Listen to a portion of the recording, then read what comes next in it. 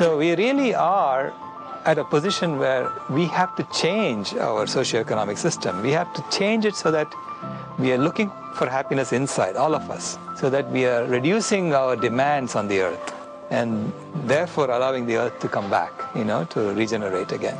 So the most important step that an individual can do today to address environmental destruction is to adopt a plant-based diet, which is as local as possible, which is as organic as possible.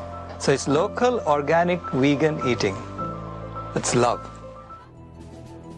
As Mr. Thomas Wade Jackson speaks to sincere devotees of different faiths, it is clear that the Holy Scriptures of the various religions share a common theme.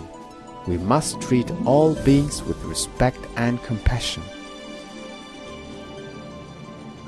Vedanta is Indian philosophy which originated in the Vedas, but it is simply knowledge of yourself. Vedanta says there are three distinct types of thoughts in a human being.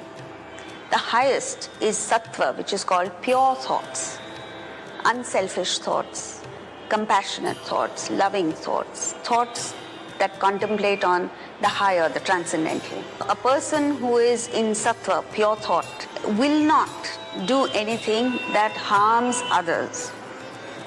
And to eat the flesh of another creature because you find it tasty, or even if you think it's nutritious, is abhorring to a person with pure thoughts. Veganism is just a result of your own compassion towards all beings. And compassion is just a realization of your connectivity with the nature. When you connect with your nature, with all the beings, or rather whole of existence, you spontaneously become compassionate with everyone.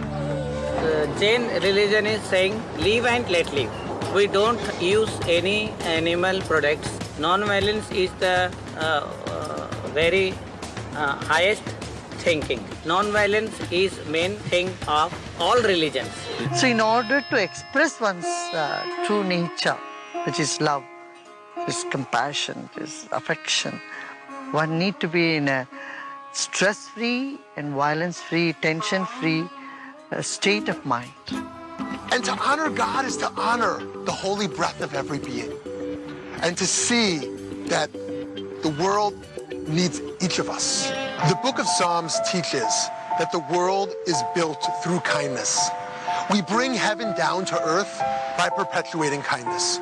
In every interaction, in every act of food consumption, in every choice we make, we have the opportunity to elevate the sparks of holiness in whatever we encounter.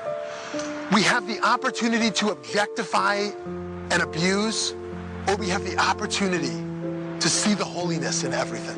So the most central question we can ask ourselves every day is, how will I increase compassion in the world today through my every choice? Jesus' earliest followers, many of them were vegan because they got it. They got that Jesus was about mercy, compassion, and love, and life. Choose life. Give life. Stop killing. Show kindness to everything. Often in moral theology, we think about justice as being what we owe other people. And the language of justice is used in the Catechism of the Catholic Church. We owe animals kindness. That's unambiguous. And so much of what we do today, of course, is inconsistent with that, and Catholics have to ask those questions. My prayer is that each of us will challenge ourselves to be more kind and compassionate with our thoughts, words, and actions, to vote wisely with our dollars, and to take better care of all of creation, including our body temples, and to take the time each day to go within and ask some version of what can I do to make the world better for those yet to come. And then listen carefully for that still, quiet voice to answer. Deep gratitude, Mr. Thomas Wade Jackson, and all involved in the perceptive and important film. A Prayer for Compassion is available to rent or purchase on Vimeo.com, as well as to rent on Amazon.